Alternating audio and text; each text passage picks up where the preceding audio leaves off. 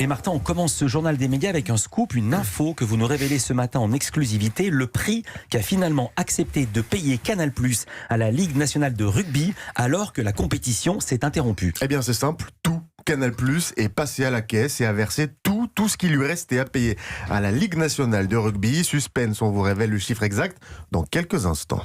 Joris Juran donc, qui marque le premier essai avec un Enzo Hervé aussi qui a été très précieux dans le jeu offensif de cette équipe de Brive, et Joris Juran qui marque le deuxième essai juste avant le retour au vestiaire.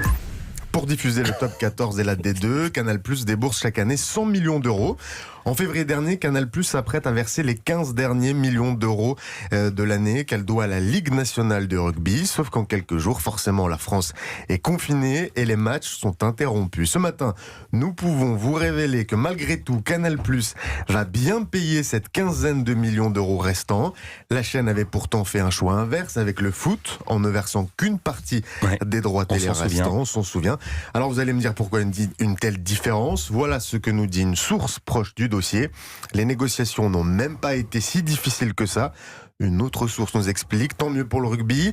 15 millions, c'est énorme pour un sport comme ça, alors que ce n'est pas tant d'argent que ça pour Canal.